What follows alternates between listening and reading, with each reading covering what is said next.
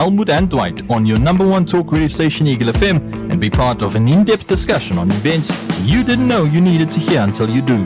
From Namibia, Africa, and around the world. Tune in from Monday to Friday from 4:30 to 6 p.m. only on Eagle FM.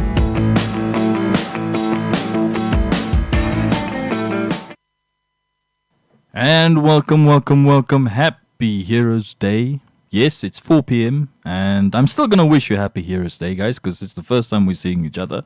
But welcome to this shortened edition for today's session of the Home Run, because at 6 p.m., obviously, as you do know, at the end of every month for the past calendar year so far, we've got China Corner following on after this a particular 2-hour period.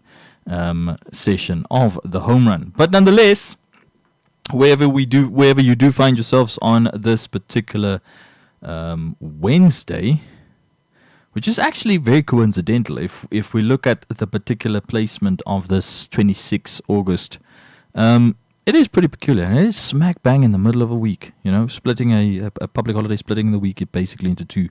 But nonetheless, I obviously welcome you to this particular session today, as well as also if you've been following much of the particular developments in terms of how you are celebrating or how the rest of the country is celebrating Heroes Day. It is up to you. Personally, I also believe that every Namibian alongside yourself, and yours truly, me here, every one of us, we are technically heroes in our own particular shape and form. Now, besides me, obviously, slightly,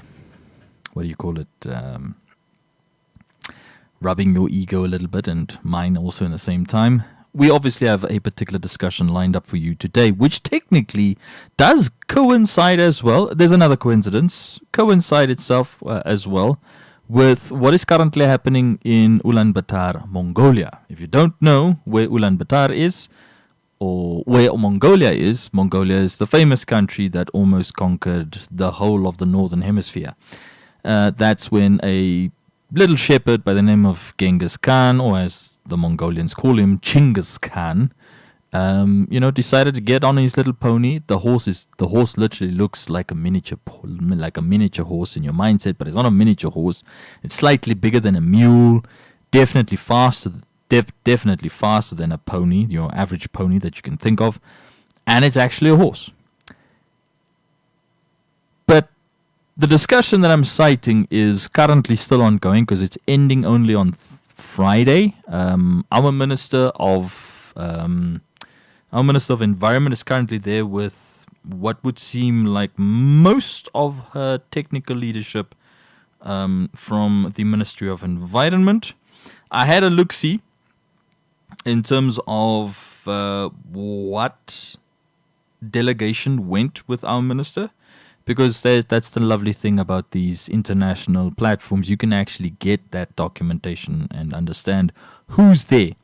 So it includes the Environmental Commissioner, Mr. Mufeti. It includes, I think, 3 environmental scientists from the ministry as well. And then you're definitely sure the PA has to be there of the minister, because yes, PAs are that important that they have to be everywhere. Ensuring that the agenda and timekeeping is being met. But as we obviously look at this particular discussion, not in terms of the delegation that went with, but rather sort of like what this particular event in Mongolia speaks to. So if you don't know, I've referenced this a little bit earlier in this month of August.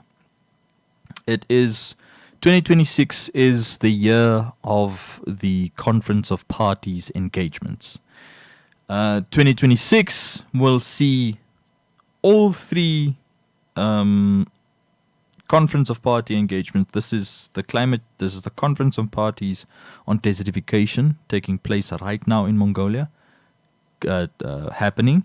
Then it'll be followed by the Conference of Parties on biodiversity, because the word convention popped up in my head, because I thought, should I have said the Convention on Biodiversity? But all 3 are conventions. Convention on Desertification, Convention on Biodiversity, and then the Convention on Climate Change. They all stem from the same treaty back in 1992. Yeah, the one in Rio de Janeiro. And they all three of these particular conferences obviously highlight three particular crucial and critical targets and goals that countries have to take. Now, since we cited the SDG discussion yesterday, it is an important thing that you don't divide yesterday's talk from today's talk, because yesterday's talk is actually dependent, intermingled, hyperconnected, in tandem, and directly connected to today's talk. So too also will these two discussions of today and yesterday will also connect in when we look at the Convention of Biodiversity event that will come a little bit later in this year. I have a sneaky suspicion it might be in next month, September, or it might be in October. Just obviously trying to verify that. But September is obviously the month of General Assembly. So our president will be going to the General Assembly once again. Just highlighting to you that once again as well. So the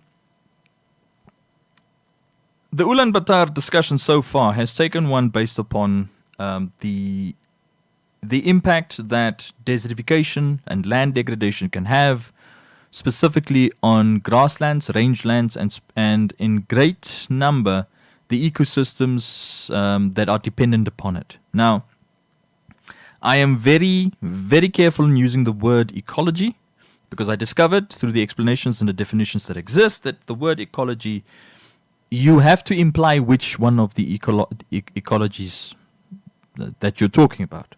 So if you just name dropping, if you just drop the word ecology in your sentence and you assume that the person that you're talking to has to know, I am implying the natural environment around me, that person could probably think of the man-made environment, which is also an ecology itself, or the aquatic or the marine-based environments, which are not the environments that you live in.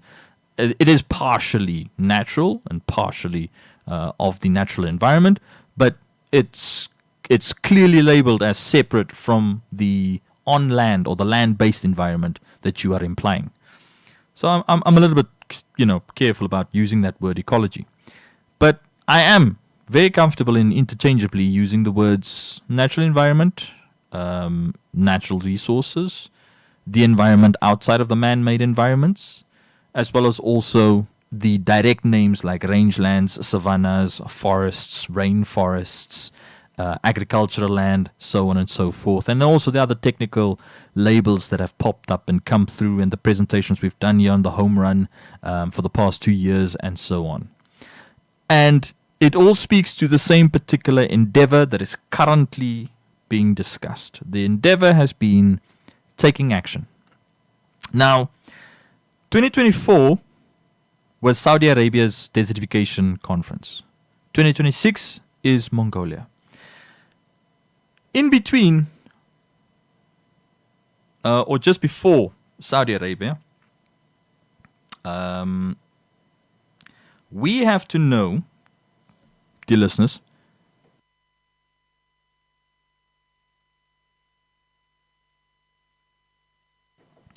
we have to know the impact specifically of...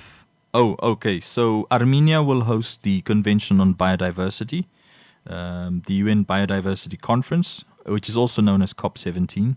This will take place in Armenia, and that will be in October, right after General Assembly engagements, just before the annual Conference of Parties climate change engagements that will take place in Turkey, or Turkey as it has to say now, a little bit later this year.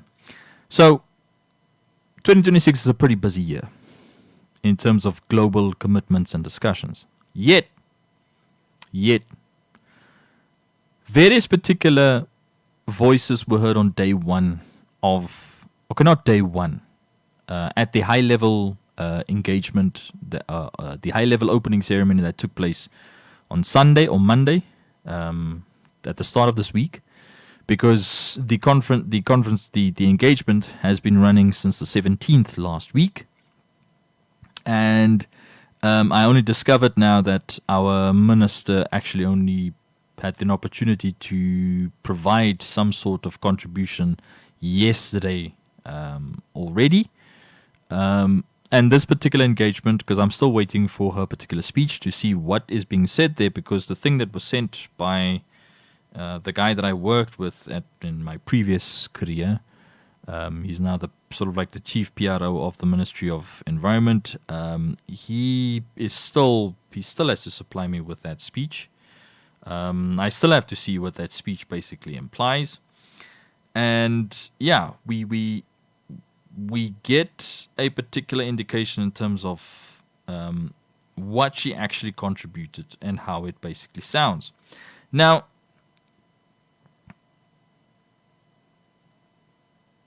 yeah, I've got Kanjengo frying me, guys, here on another particular group. But yeah, he once told me that me and my British English, but it's just me and my South African accent, basically, which is technically a Namibian accent. But anyway, the particularity that we've got to look at is what is actually on the table at this convention. At this convention in Ulaanbaatar, Mongolia, what are we going to get out of this? Now remember, I've continuously highlighted to you guys since 2024, Brazil was last year, Azerbaijan was the year before, 2024. It was before then the UAE was the previous climate change conference of parties. Ever since UAE 3 years ago, the Loss and Damage Fund has not become operational. So what is the Loss and Damage Fund? I'll just jog your memory on this particular indication. The Loss and Damage Fund has the ability for a country like Namibia, when we suffer any natural disaster, we can apply to it. Currently, right now, when you look at natural disaster Incorporated and PTY Ltd, you don't know when it's going to happen, how it's going to emerge, what level of damage it might cause, whether it'll just be contained in your rural areas of your country. But if it's in your rural areas, will it impact your agricultural capabilities? For example, that is what happened to Zambia 2 years ago, if you guys remember, back in 2024. Zambia was at the start of 2024, lack of rainfall technically meant that they had a diminished agricultural output. But then it wasn't just agricultural output, because President Mbumba at the time kept referencing it's the first time that he has heard in his life Zambia announced a national emergency regarding the water, or the water levels, or the rainfall, or diminished rainfall, the quantities of 2024 in that period of 2024. It then cascaded on where later in that year, Zambia themselves had to announce load shedding across the country. Because what does Zambia have? They've got a lot of bodies of water, and a lot of standing bodies of water, like lakes and rivers, or rivers that flow into lakes. And they've got a whole bunch of hydrological or hydroelectric power stations that generates the country's electricity. Namibia also buys electricity from Zambia. Now you could see the compounding economic problems that climate change creates for a country, a tropical country, a country like Zambia. It's tropical. It's a tropical country. A country like Zambia. How they had to react, the contractions that they had to plan for in terms of output, whether it be economic, or output whether it be in processes. This could be from the electricity generation to the agricultural generation, or the agricultural outputs. You could see the devastation. I am not bragging in terms of Namibia's particular continuous,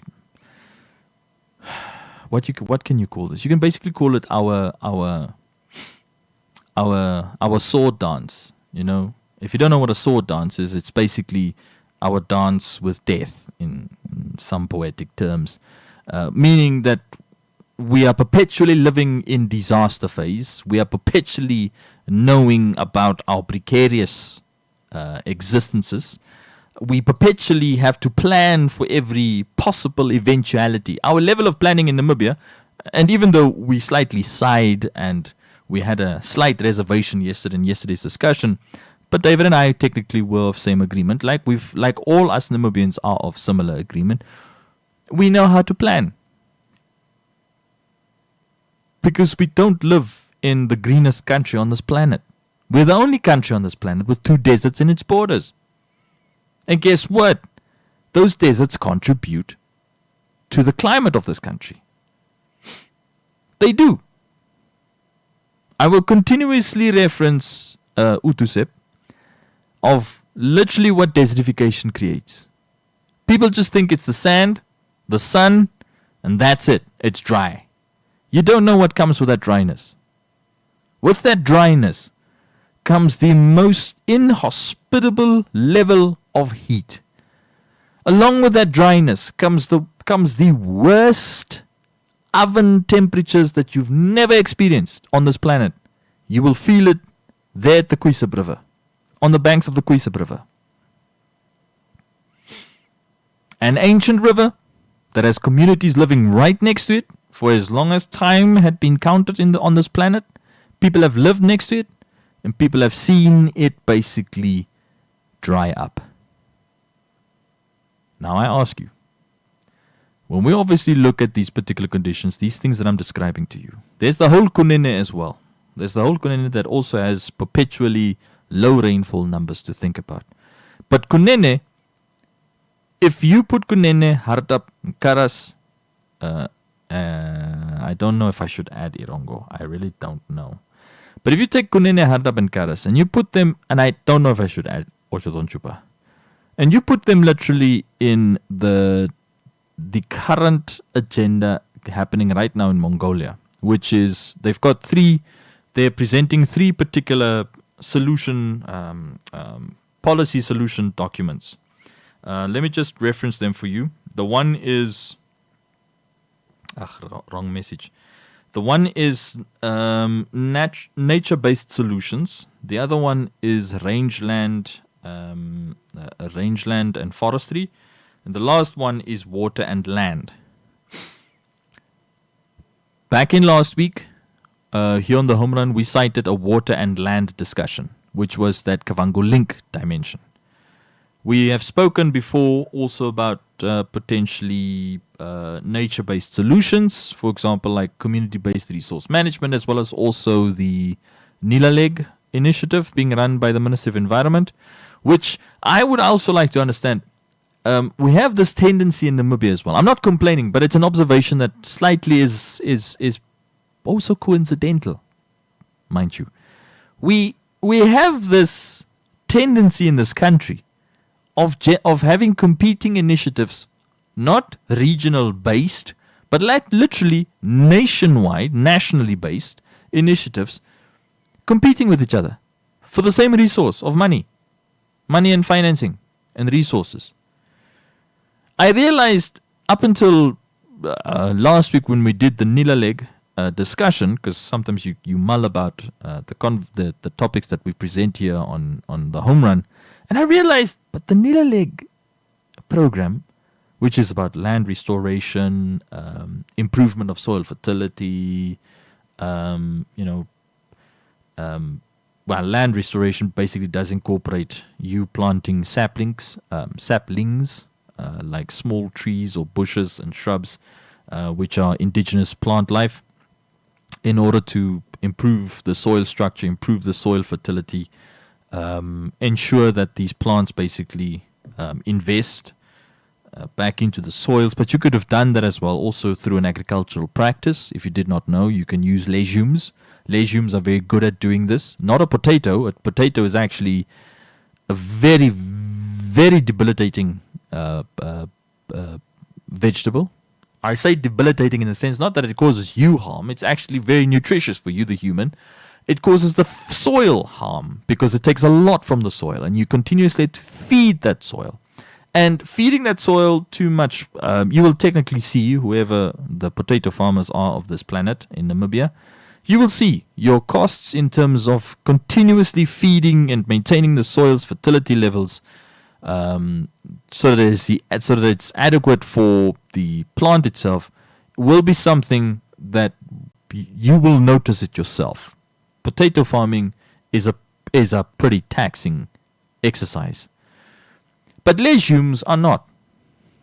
Peanuts and all these other particular, other nut derivatives that obviously grow close to the soil or under the soil, where the plant basically captures from the air and reinvests into the soil.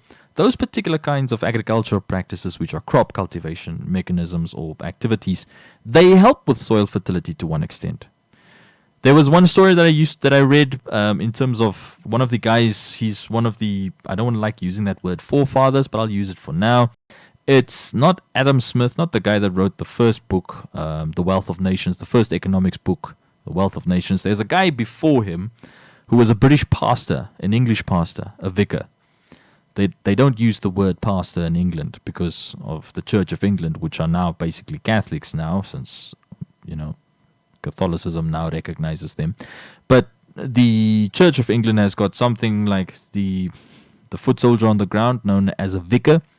So there was a vicar in England in the 1700s, and he did a study, and it's one of these slightly extracted, slightly subtracted from the overall economics discussion in early economic thinking, but his particular dimension was based upon is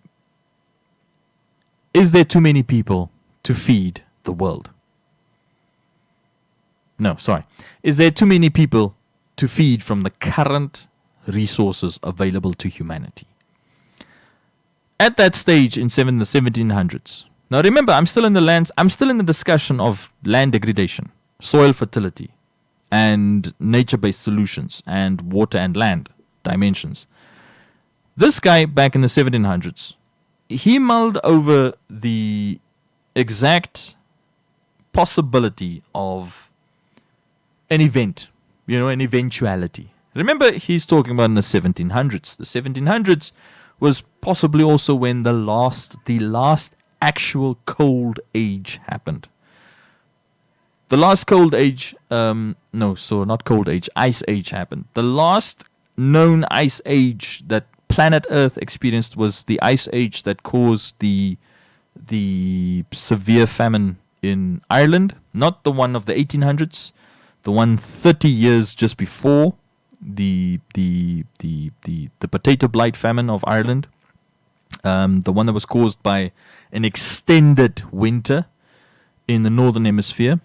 And it was such a severe winter, it basically killed all potential crop harvests of Europe, of many countries in Europe. At that stage, there were still kingdoms, obviously. And it was a discussion in terms of, what's going on. But today's discussion, guys, has got a multitude of impacts and inputs of recent developments in the past 4 days that I have to cite for you. Yesterday, an engagement kicked off that I'm actually waiting for the full basic sort of like knowledge set about.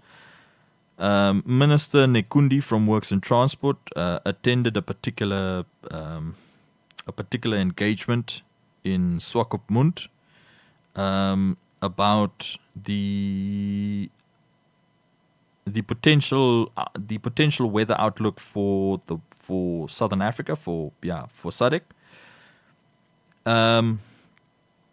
The downside, so that I can just share this information with you, the downside of this was it was just a whole bunch of keynote addresses. I still have to look at some of the things, but the actual presentations is what I'm interested in, because after 11 o'clock, the media was told to go out, and this is being hosted at Swakopmund. So, and this is primarily about the 33rd Southern African Regional Climate Outlook Forum, SARCOF 33, that happened yesterday. Now, tomorrow, I'm going to sit through a webinar by the University of Stellenbosch, where they've got two particular, I don't want to call them climatologists, I still have to see what their titles are, where they will also look at the weather outlook for SADC.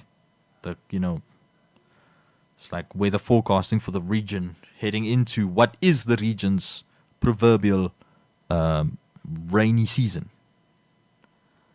Because our rainy season, guys, is going to start from October to next year, just so that you know. So it's in good timing that we're going to have this, and it's obviously going to illuminate a lot of particular dimensions of discussion that we've got to take stock of.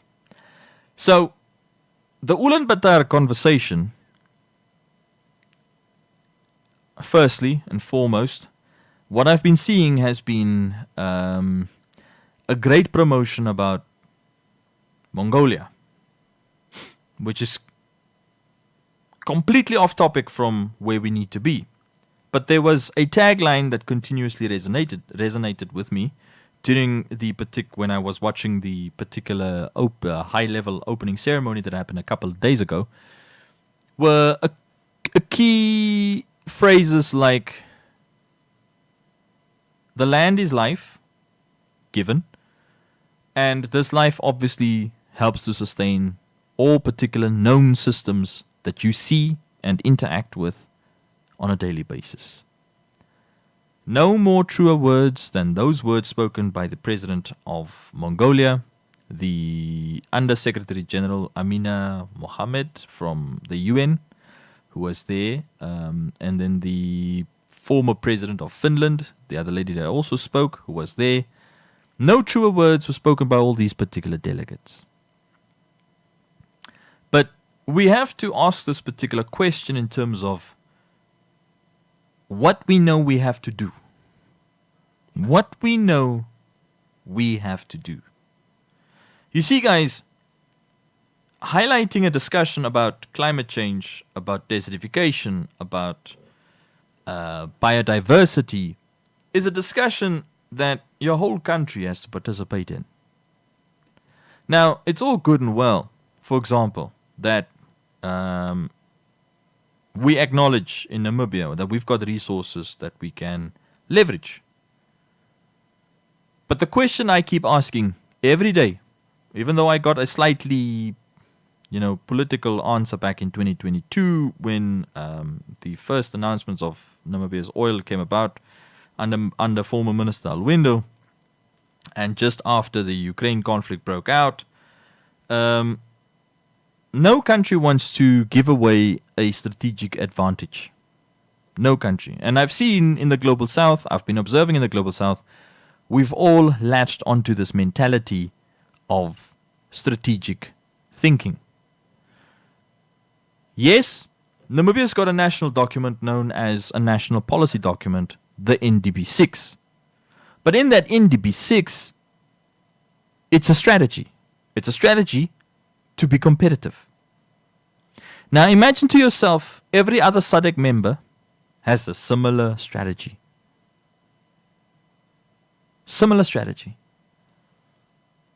It's transparent, it's obvious, it's publicly known, it's available to anyone to download and read. And so, it's the same thing I can do. I go to the White House website of the United States and I download those latest updates. That's how I got to the America First foreign policy document. That's how I didn't download the America First public health policy document, the one that Helmut loves citing. But these documents are open to everybody. These that come from governments. Okay, I don't know about Russian because I'm a bit afraid of the Russian cyber presence, because they can easily use your computer for nefarious reasons. But yeah, so if you look at where your country wants to be, your country Namibia, if you look at where we want to be, inadvertently we are competing with the rest of the world. at COP17 right now in Ulaanbaatar, the representatives there are talking about we've got to identify that desertification is not just one country's responsibility. Or just because Namibia sits with 2 deserts within its border, Namibia has to carry this burden of dealing with desertification alone. It's not like the Kalahari Desert ends literally at the border with Botswana and you find a different Kalahari Desert on the other side of the fence. No, it doesn't. It's the exact same dry landscape that cascades from one country into the next. Now, I don't know if it cascades from Namibia into Botswana or it started in Botswana and is cascading this way. However, when you flip the script and you flip the coin and you look at, for example, the conversation about the Kavango link, that the pipeline, the proposed pipeline situation that we looked at a couple of weeks back, then you can see the activity that NamWater and Namibia is thinking about with Kavango link impacts Botswana. We cannot have any kind of a bone to pick with Angola because 80% of the Kavango River lies in Angola. Its origins are within Angola. So we can't pick a bone with our northern neighbor about this particular water construction efforts that they are proposing on that river in the near future. However, Botswana can have a bone to pick with us because their entire tourism sector depends upon the Okavango Delta. And Namibia wants to install a straw in the middle of a river that is susceptible to future climate change deviations and impacts. That's Namibia's plan. So Namibia, in strategic thinking, we are aggressive, which technically goes against our international relations policy. Here, we wish to be aggressive against Botswana. We wish to be by putting that straw in that river. Whereas that whole delta, because 80% of the delta or 90% of the delta lies in northern Botswana, because the thing ends, the river flows into northern Botswana. So now we ask, or I ask, not we. I don't have multiple personalities. I'm sorry. I'm not I'm not someone suffering from multiple personality disorder. Let me ask this particular question. It's a question you need to think about as a listener up back there, wherever you are, a viewer watching on our social media platforms. Ask yourself this question. What are we getting at as Namibia? What are we getting at? First and foremost, a couple of years back when I decided to start hosting the discussions about the competition for the same resource. Ancestral land claims for land. Agriculture, mining, and economic development. And tourism. Whichever one you want to put it at. All these conversations started compounding the same particular conclusion that I sat with at the end of 2024.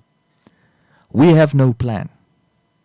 The siloed operation in Namibia is the Namibian government and Namibia's biggest weakness.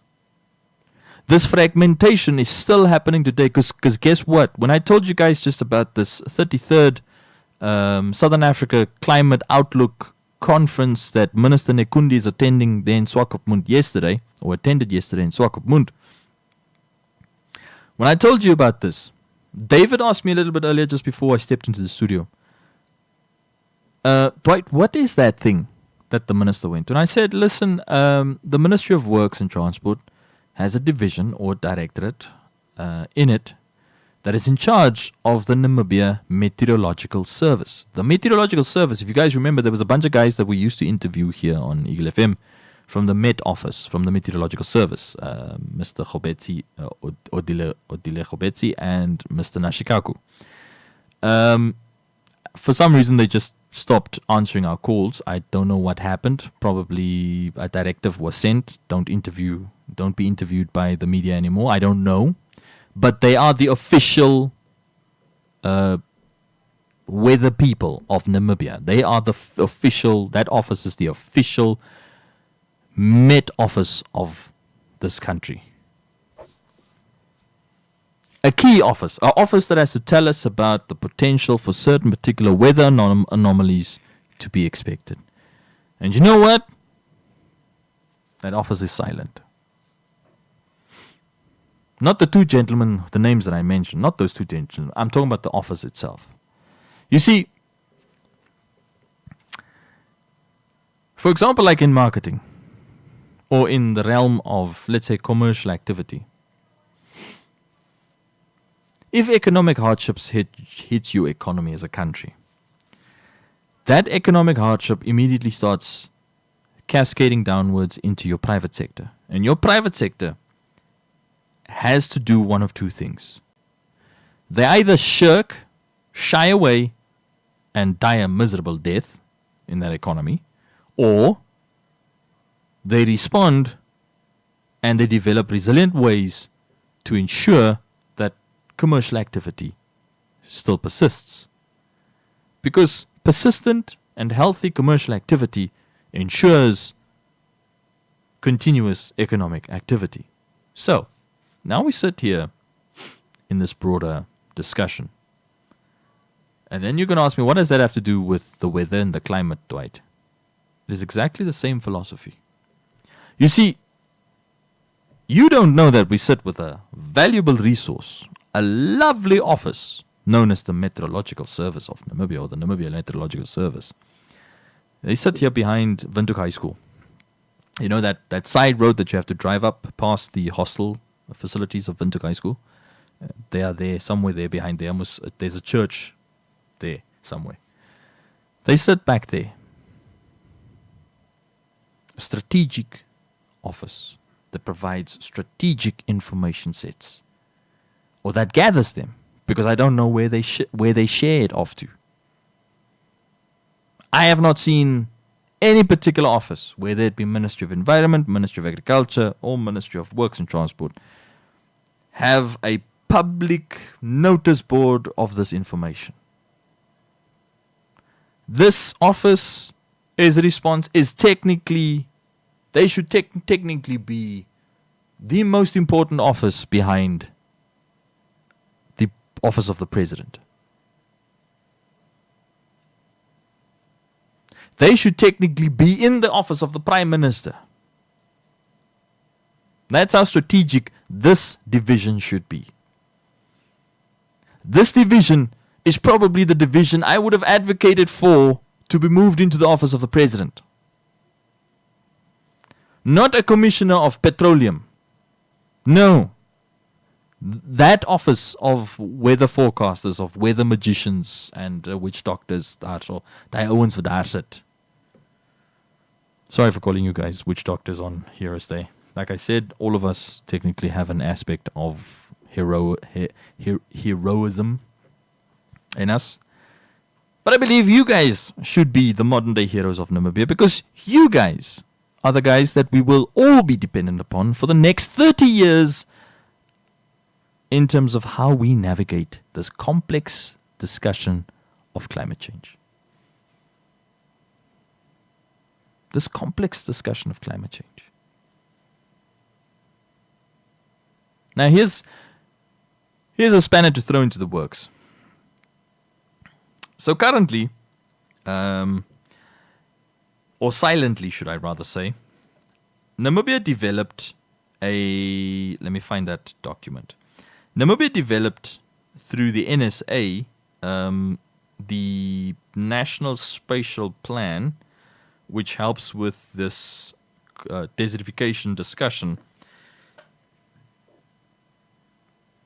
because we submitted a document in 2023, or in 2022, I see here, because it says 2022, but it was literally labeled as 2023.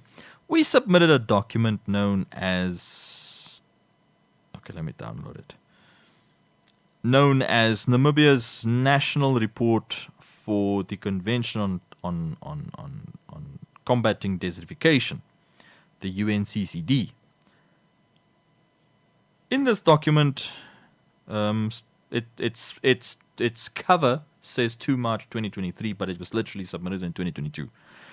So this report was submitted by the government of Namibia to the United Nations Convention to Combat Desertification. And this particular report looks at strategic objectives.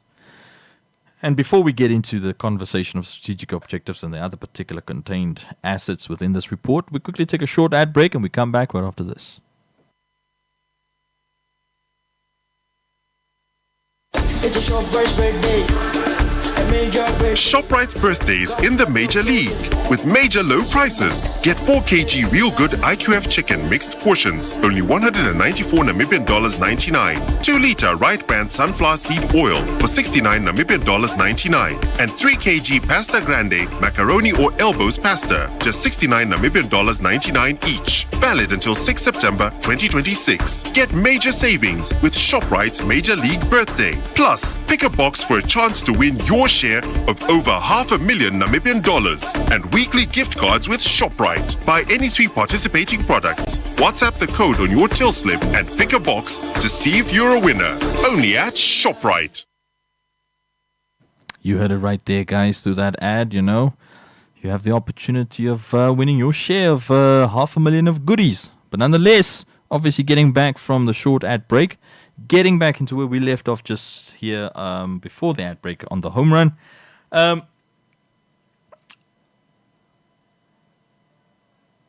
Some key indicators that emanate from this report that I referenced a little bit earlier speaks towards, like basic geographic details that you've got to list in this report. Now, this report is a good, how many pages? This is 125 pages. Has a whole bunch of graphs specifically about surface areas that we've got, like tree-covered areas in square kilometers, grasslands, croplands, wetlands, artificial surfaces, other kinds of lands, water bodies.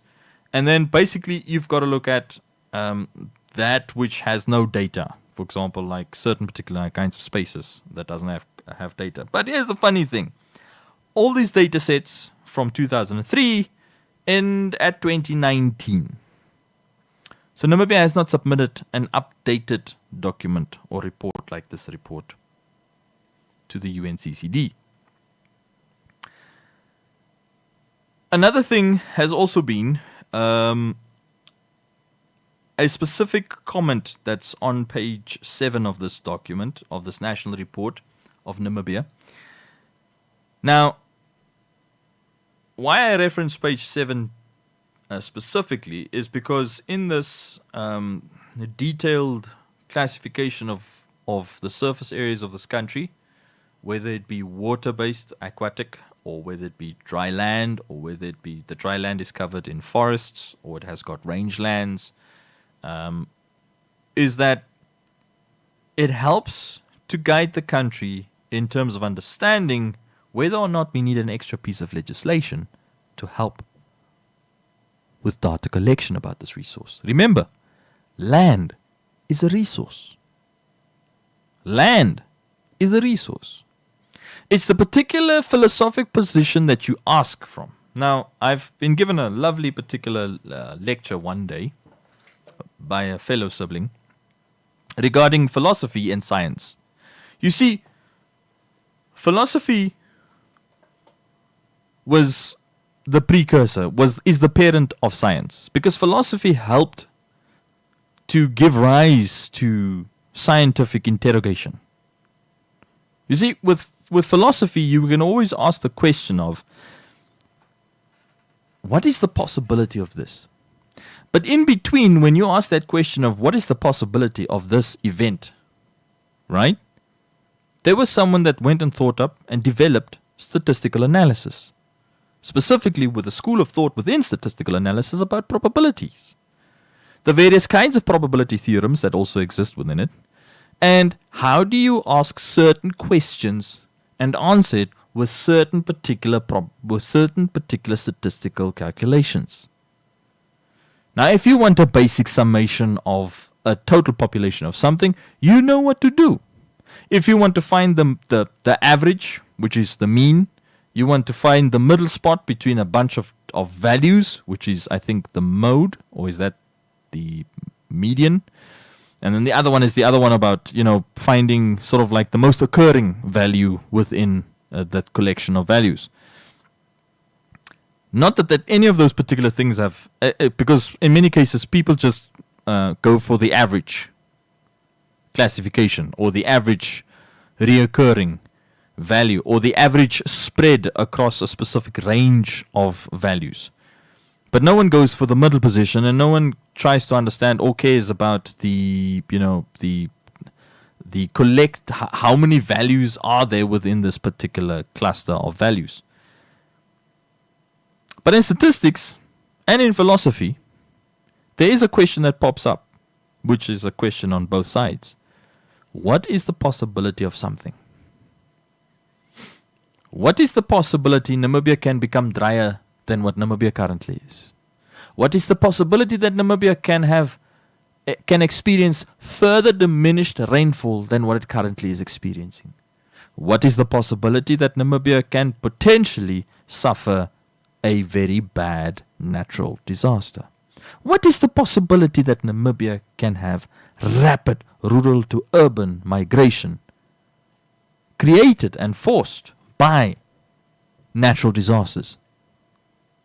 These are all active possibilities and scenarios that Namibia has to think about. These are all active scenarios that Namibia has to wait. These are all active scenarios that Namibia has to plan for. But do you know what Namibia is willing to participate in? And this has been the disappointing thing of the latest administration since 2025 into this new year of 2026. We are actively pursuing to increase the heat of this planet with that oil exploration in the south of the country.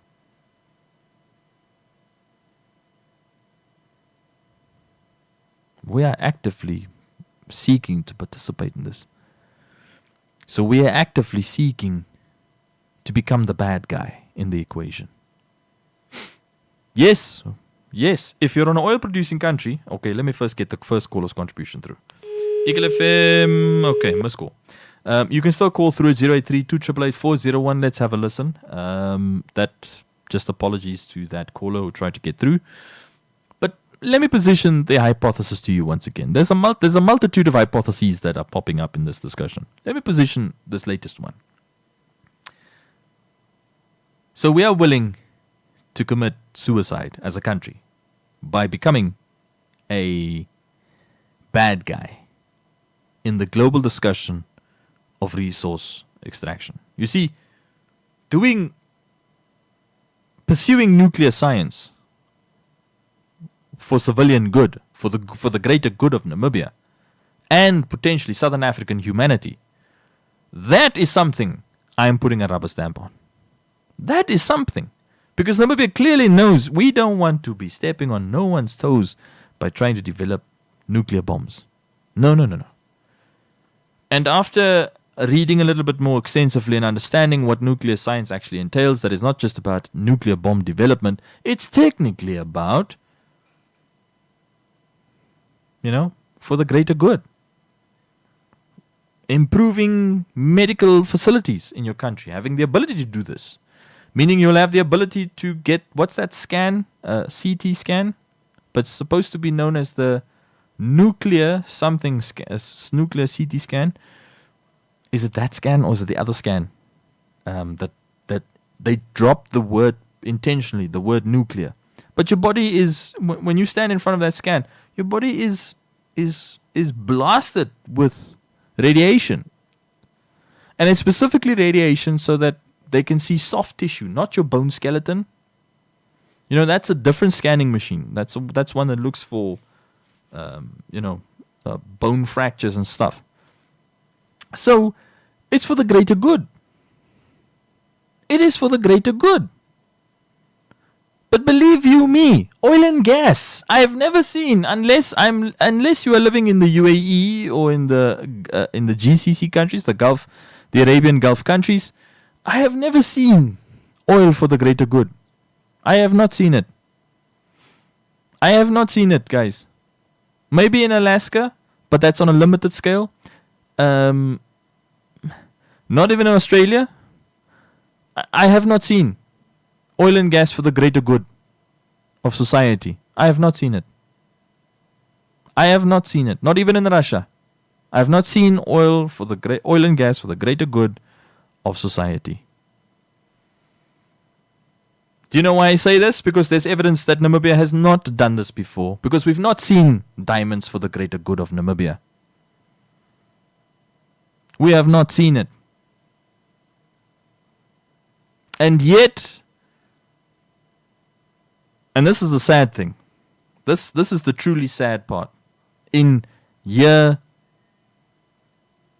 1.5 of the 5 years of President Nandi Ndaitwah's presidency, in year 1.5, you can completely see that the whole country, the whole industries, the administration has completely forgotten about pivoting industries, pivoting the economy away from just serving industries to actually serving us Namibians. It has pivoted away from that. Guys, the evidence is there. The evidence is there. The only sector at literally purposely working for Namibia is the tourism sector, is the agricultural sector. The only two sectors working for you, even if you're unemployed, even if you're underage, even if you're elderly, even if you're living on a conditional grant in this country, the only two sectors working for you is agriculture and it's tourism. The only two industries working for you is agriculture and it's tourism. There's no mining company that'll convince me. There is no there's no banking company that'll convince me. There's no government office that'll convince me. The evidence is there. It's not even about twisting words or framing concepts differently. The evidence is fact. The evidence is there. So, we've got to ask this question. This question has been about, do we actually know where the global climate is going? And what is Namibia's position in that global climate? Do we actually know? Do we have the capabilities of dealing with potential disasters, natural disasters, when the time comes? This Middle Eastern conflict has done the worst to us. It'll still continue doing the worst. But let me get the next caller's contribution coming through. Eagle FM, good afternoon. Yeah, I knew that you are alone. If you are not alone, you are not going to pick up this time around. So, good afternoon, how are you? Cool and Yongabona. David is Yongabona here, that comment. Is he there? He's here. Why is it that you have picked up telephone early? Because I know how, whenever you are conducting your lecture, yeah. So usually you don't go 30 minutes, 40 minutes talking without having conversation or interaction with learners. No, Angabona, you know that I'm liberal, Angabona. Very much. So liberal and conservative, which one is the best actually? Both. Which one has the greater goods? Both. In society. Because in communication you can be liberal, but in your own personal constitution you can be conservative. But that conservative, because every time, I never heard about anything good about conservative. Except... Angabona, you are conservative, Angabona, you know that. Maybe I don't know. You know, sometimes we don't know ourselves very well. Yeah, that is true, that is we true. will be acting and doing some things, thinking that we are liberal. What's that your... liberal, like you said.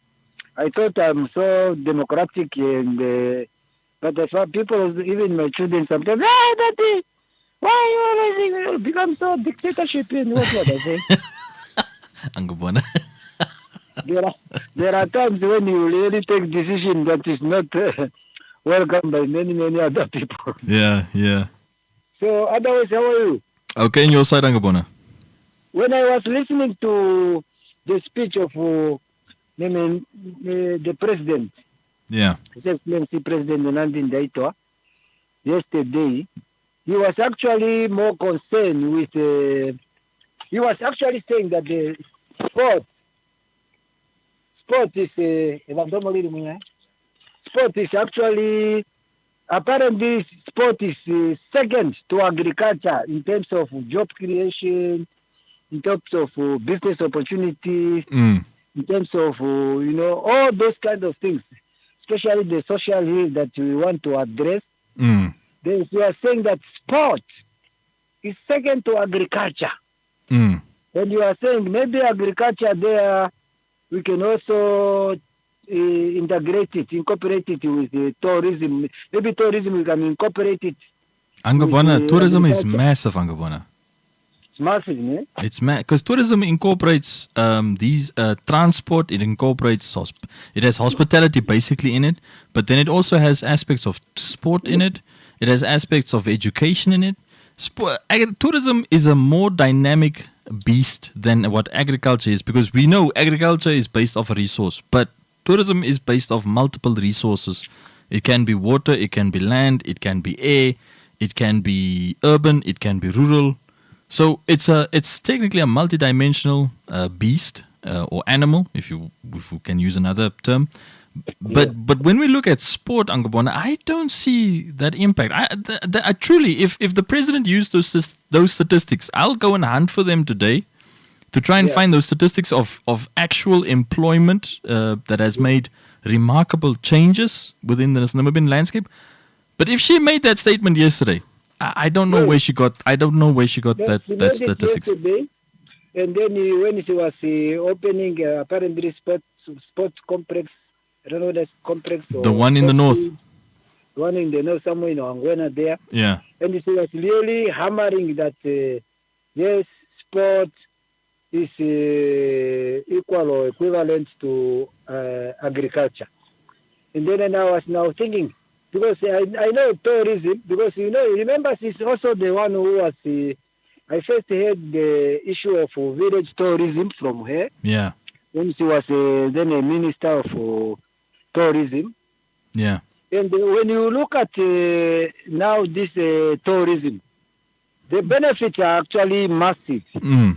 But I don't know whether those benefits really trickle down to the rural people, because here there are no establishment, tourism establishments much, except when you go to Ondangwa, perhaps in Oshakati, I don't know. But in the periphery areas, are they establishments for really tourism, or the tourists are just passing by or coming from maybe the coast, going this side of Kunene? Angabona, did you listen to Monday's On the Radar, the one that I presented? Because it seems the whole northern part, the interview that I had with the economist, he described, because his investment firm has access to the Hospitality Association of Namibia's data about beds sold and booked. And if you take that whole northern part of Namibia from Zambezi to northern Kunene, it was the best performing segment of the country. That part. So if you're worried about like rural tourism and cultural tourism, it seems like it is picking up specifically. Oh, it's picking up. It is picking up, and that was July's statistics. That was data for July. So the yes is there. That's the reason why I could leverage on data that can basically counter to what the president said, because I don't know where the president is talking about sports impact, because if I'm talking about a sports economy, Angabona, I'm talking about we have paid athletes. I want to see David being the coach of a local football team, and he's being paid $5,000 Namibian a week in wages. Woo! That's what I want to see. That's the economy. When we speak about sports economy on Eagle FM, that's what we're talking about, Angabona. We're not talking about temporary construction jobs at a facility. And then it looks nice, and it's an economic, positive for that short-term period. But then that person has to go home, and then they have to look for the next gig job again. Yeah, so I don't know how it can be made sustainable. And if that is the case, I do support and agree. Angabona, But it is there. data, It is there. those data, and if that is the case, why is it that I don't see most of the tourists in our villages there? Mm. I don't even see them. I only see them passing through. So when they you have do got- see them. Angabona, so you do see. So you do see them. not to even passing through those campsite establishments. No, give them I a don't cup know of whether coffee, the Angabona. campsites are there. Sell them a cup of coffee. Sell them a cup of coffee and some chocolate chip Yeah. cookies. Something like that. That's why I'm asking.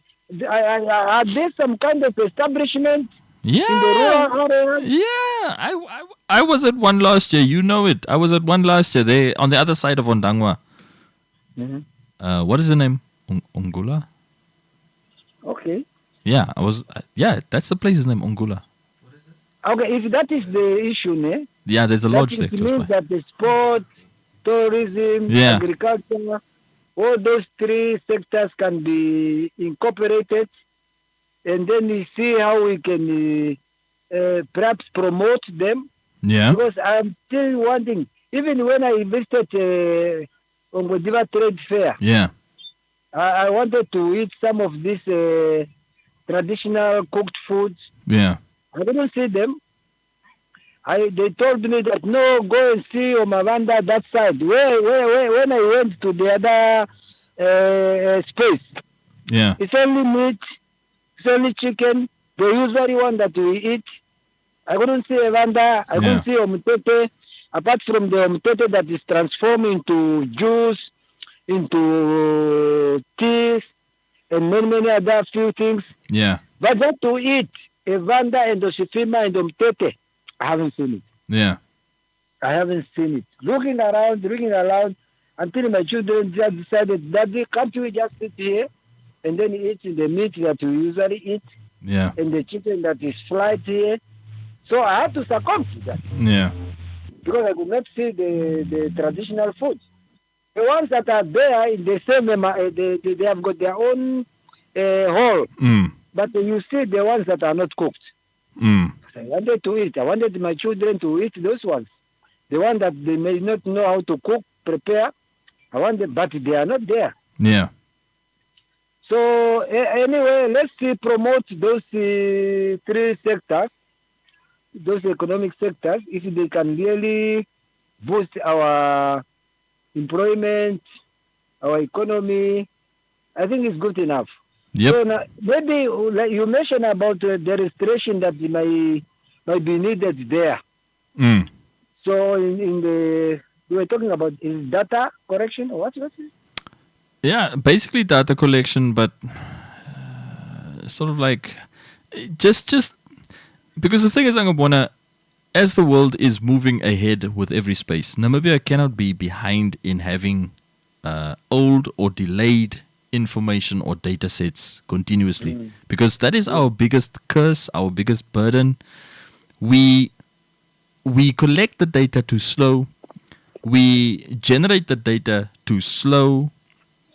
The NSA, I will leave them alone for now because I know they're not as powerful as Statistics South Africa, which is the level of a ministry, meaning their statistician general can literally tell a minister, listen, I want the data from your ministry. We've got to churn out these critical sets of information because the economy has to know. Because Angabona, how will we know about the various dimensions of our economy? We're supposed to know. We don't know.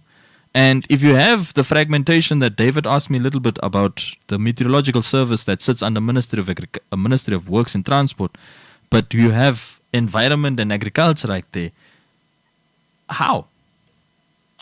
You know, one thing that the how is a very critical question, which is always left unaddressed, so to say. But when you do some kind of situational analysis with those institutions, and then you discover that yes, there are discrepancies, there are a lot of issues there that need to be addressed.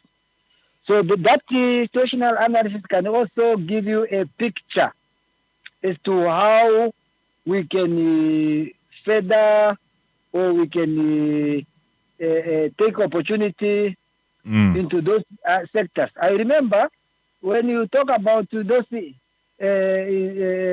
say now, environment.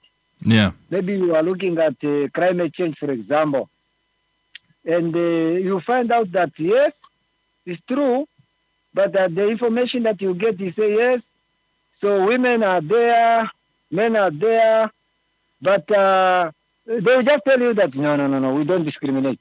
Yeah. So we give this water to each and everybody. This boreholes, we are having some, we are working together with maybe environmental investment fund. Yeah. And when we want to drill boreholes in those communities, Yeah. we don't even look at data disaggregated, perspective. Yeah. We just give. We don't discriminate. But you find out that it's men who are mostly owning those borehole. Indeed. They are the men. There is only men who have got livestock. So maybe the women have got more access to chicken at their own level. But when it comes to access to funding, to fund those economic projects, you find out that the women are left behind. Men are the one who own the livestock, even if they own them. So maybe the woman is the one who is taking care of them, maybe the wife or whoever, taking care of them when the men are at Oshimba, migrated to Windhoek or Kitmans and wherever. But the people who are managing those livestock, and they are not even getting access. Yeah. To the benefit, to access to the benefit that is accrued from those projects. Yeah. It's men. Yes, Angabona. Women are benefit. So if they don't own any animal livestock, and therefore they cannot even get a loan, maybe from Development Bank of Namibia, they can't. So I just see that there are still some kind of imbalances in terms of access to agricultural projects or tourist projects or whatever you can call it. So there's still some kind of discrepancies in terms of gender balance. So maybe, like you are saying, we need maybe a registration that specifically speak to that area, who are the people who are mostly benefiting. Yeah. And the differences that the beneficiaries are getting. I still see that there are a lot of imbalances in terms of gender balance or gender equity.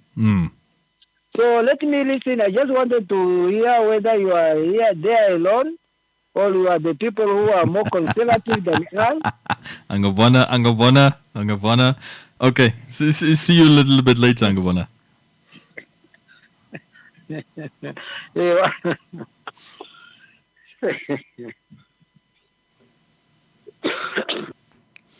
So, David, thank you for joining us.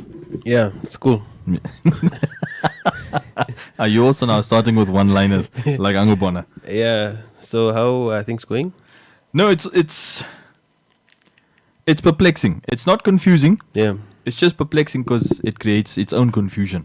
But it Yeah. is confusing, but it is perplexing, No, which is basically the same yeah, word. Being confused is the best thing that you can be if you want to learn, because you first need to be confused so that you find a way on how to get out there. It's true. Yeah, it's like I'm only remembering your question before we stepped in here when you asked me, Dwight, what was that thing yesterday when Nkundi was? And I said it's the climate outlook for SADC. No, I was also shocked. I was reading it. I think I presented it today. You Yeah. recommended that to me.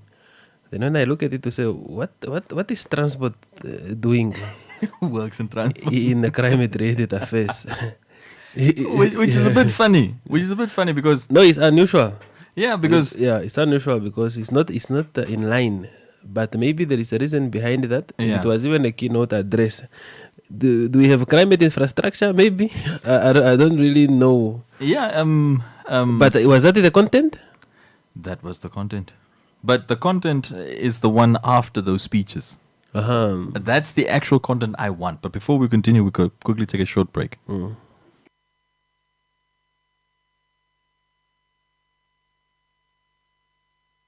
Evaroja Shoprite, ori ripondo do I karekerwa rina onda do diripedirera mona ekrama masergali sigo masergali no mirongo ndatu zokwati wayo Jacobs Cronang Freezer Dried Instant Coffee ke dorashike ezero no mirongo hamano ngoi nesenda o mirongo ngoi no ngoi ke shimwe ekirograma dilo mlongo zorushiro Crystal Gold Rice ke dorashike ezero no mirongo nena hamano nesenda o mirongo ngoi no ngoi enda dodika odino kushusigo masiku hamano ga September ovura oyo tunjika landa no kukupisa oshinji mondo do pombada Evaroja Shoprite ishewe otoburo kuhorora okapakete ukari unompito yokusidana oshipambu shimali waivulise petata yo miliona osho ukarata omagano ga Shoprite landa itatu yo milandisa mataikuta ombinga tuma o WhatsApp yo nomora iriko kambapira koe komarandero deto horora okapakete utare ngere ongoe omsindani omnerago oko Shoprite akuke.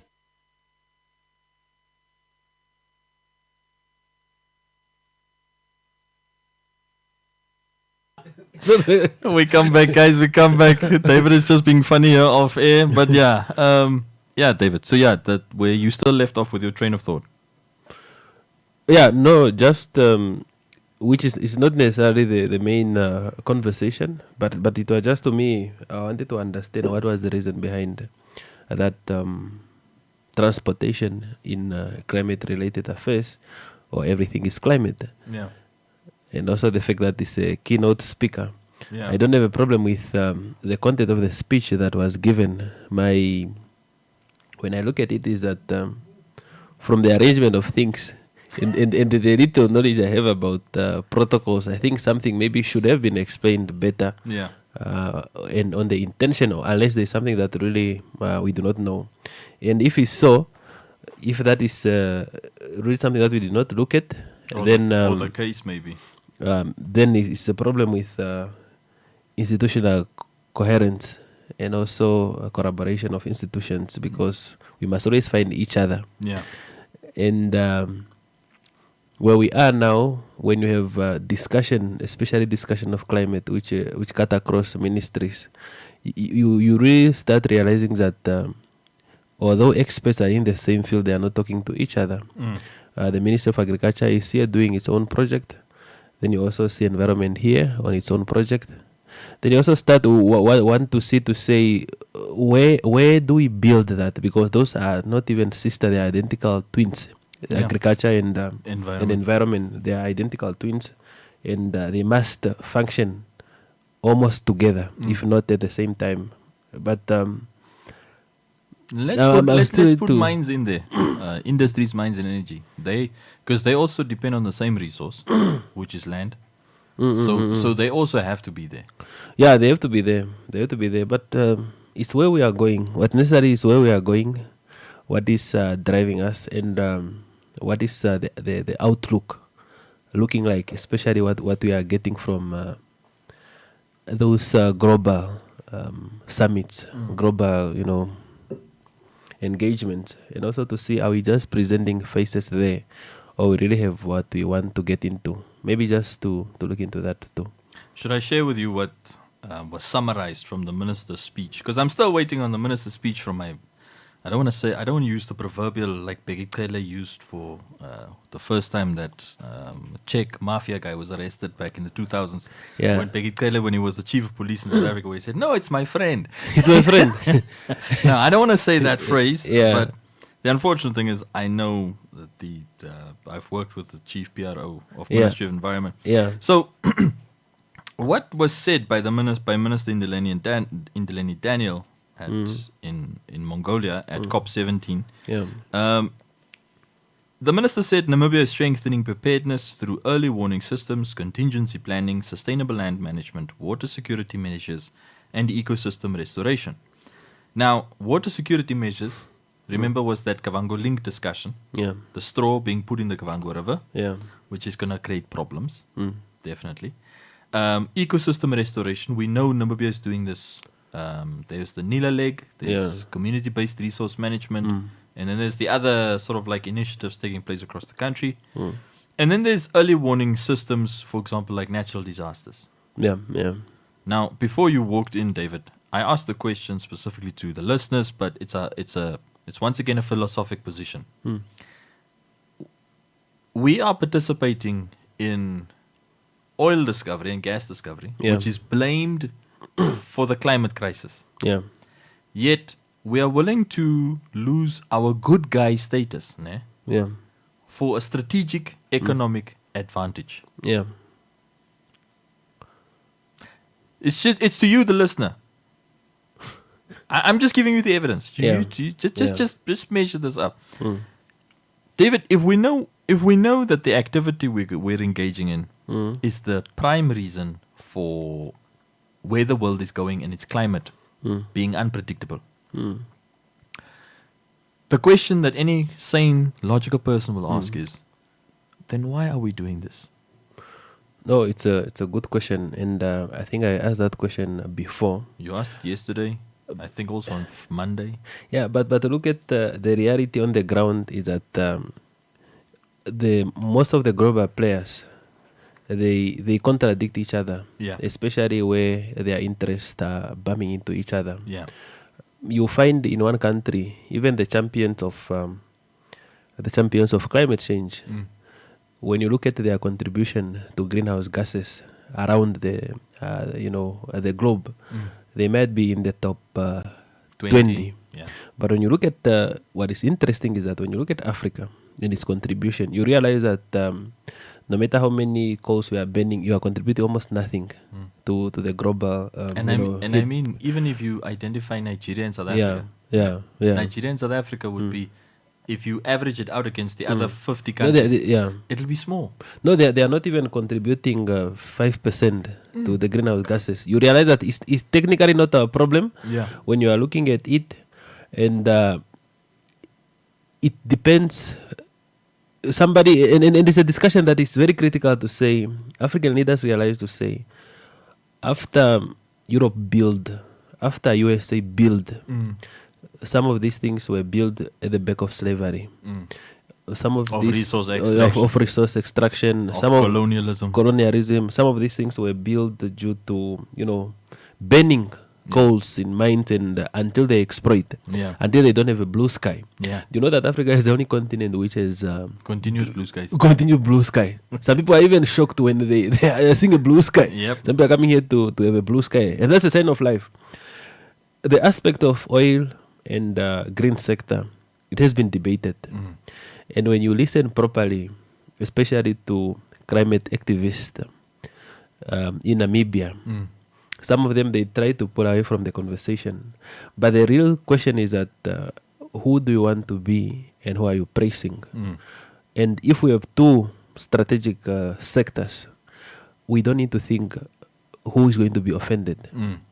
We can still play with oil and gas. At the same time, we have climate. And that one I support it very well, because up to now, there is never a city. Maybe they are in the process of proving it. Yeah. There is never a city that was built purely by the green sector. I'm not saying the green sector is not contributing. No, you are right. Yeah. No city was born There is no without mining. Yeah. And without manufacturing. Yeah. Manufacturing using dirty energy. Yeah. Yeah. There is no evidence yet that has to prove to say in the next 30 years, if Africa invest in green sector only, they are going to be at a certain level. Yeah. Because these things are always complementary with each other. Maybe if you say those countries that have defied the environment, that have polluted the ocean, that have polluted the air that we don't have control over, maybe they should stop a little bit. But here is the beautiful thing. With green financing, what Africa only have, and we must tell each other the truth, what Africa only have is... I don't know why you're saying it like that. No, it's an opportunity to get green finance. Yeah. It's an opportunity to get green finance. That is where we are getting into.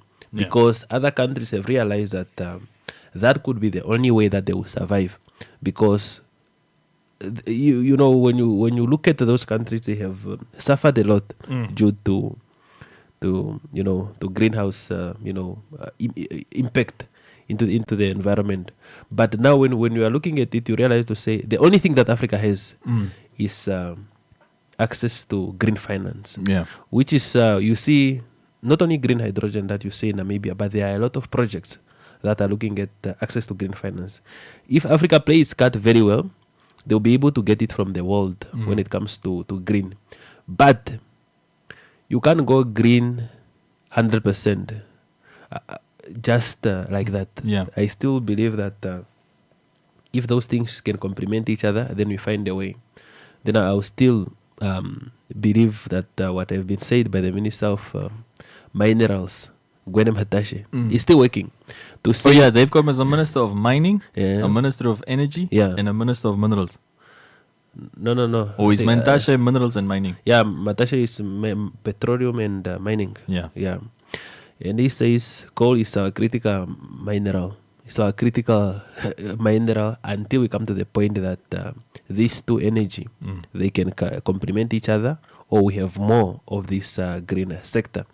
But it's undeniable also to say there are good things in the green energy sector or clean energy sector that are proven scientifically. Yeah. But there is one thing about science, there is one thing about practicality too. To say, if you want to industrialize, you have to use both energy. Then in terms of Namibia, our effort in Namibia as a small country, which is already having 2 deserts, as you have mentioned before, and problems of water, our engagement in management of natural resources Yeah. can impact us only, but not necessarily that our contribution will have a directly negative impact to the whole world Yeah. in terms of that. But the beautiful thing about Namibia is also that one thing that we have done very well, maybe don't praise ourselves, is keeping a natural environment. No, it's- we're good at it. Yeah, it's keeping a natural environment. We might be poor, but we also keep a natural environment. If you look at other countries, when people are speaking about desertification, we may have gone other way, but when you look at even the construction of houses now, you realize that keeping a natural environment is one thing that we must praise ourselves with. But money is necessary, and it must be very clear when we are into these discussions. Not only to say we want money, but at least we must have bigger projects Yeah. that we are looking into. But at the same time, oil and gas. You know what is interesting about global players is that the same country that is funding green sector, the same country that have much shares in so-called dirty energy. Yeah. They are just together. There's France, Yeah. and they've got a whole range of those companies. Yeah, There's Germany with its coal-powered stations. yeah, There's the UK yeah, with its oil and gas. yeah, There's definitely the US. There's definitely Russia. yeah, But you know what's the funny thing, which you pointed out? yeah. They haven't switched off. They haven't told those industries, go and close your shops. Go Yeah. and switch off your mines. Go and stop the tap. No, you can't do that because the reality will always hit you. Yeah. Yeah, there are things that you want to do. There are things that you have to do for you to survive. That's why I think Namibian, especially the scholars of science and the researcher within environmental science, they should not beat themselves up. They should not be stressed. No, there's no. It's true. No, Because I'm trying to understand why No. did you beat yourself up? no, they should not be stressed. Yeah. When there is much investment going to oil industry, Yeah. because that is you have to be real. It's a strategic resource. Yeah, strategic resource. Yeah. And Because yeah. remember yesterday, was it international relations dimension? But if we look at this from an international relations dimension, Yeah. this whole agenda of let me stay on the agenda that I mentioned a little bit earlier in today's show. There are 54 African countries, and 54 of them have national development plans. Do you know what each of those documents basically say? We have to compete with our closest neighbors. It doesn't say it precisely and expressly like that, Yeah. but it does say improve Namibia so that Namibia looks good. Now, if you have 54 people saying the same thing, improve my country, so my country looks good, we are technically competing with each other. No. By nature we are competitive. Yeah. Competition will not die. Yeah. But collaboration also must be emphasized. Do you know that you can compete and collaborate at the same time? Yep. Yeah, That's it's the us only in- way. that's us in South Africa. But yeah, before we continue, Yeah. just keep the competition train of thought. We'll be back after the ad break. Yeah.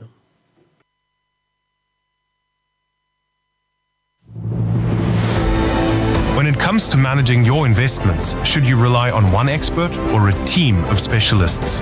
With a multi-managed portfolio from Alex Forbes, your funds are guided by carefully selected investment experts working together to pursue more consistent outcomes. We pair the right managers behind the scenes so you don't have to manage multiple relationships. Strengthen your investment destination. Visit alexforbes.com today. Alex Forbes Namibia is registered and regulated by NAMFISA.